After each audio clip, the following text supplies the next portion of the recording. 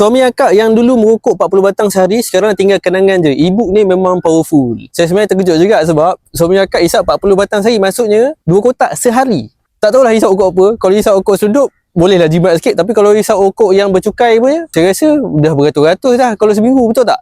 Jadi saya memang proud. Saya sebenarnya proud sebab apa? Suami akak ni kategori perokok tegar macam saya. Biasa perokok tegar memang susah nak berhenti lah. Kalau tidak, dia tak dipanggil sebagai tegar. Jadi kat dalam ibu ni, saya siapkan peranan isteri dalam bantu suami berhenti rokok. Kedua, apa yang suami tu kena buat dalam proses dia berhenti, iaitu cara nak hadap withdrawal, cara detox nikotin dalam masa 30 hari, apa yang dia bakal hadapi bila dia on the way nak berhenti rokok tu, semua saya siapkan. Dan bukan setakat baca je, boleh akses video sekali. So video ni sambil drive ke boleh dengar dan boleh apply terus. So paling best ada free consultation. Kalau low motivation boleh contact saya boleh consult, tapi kena tahan telinga lah. Kalau kena maki, tujuan dia adalah mendidik So saya siapkan kupon, boleh tekan link kat bawah ni atau pergi kat bio saya je.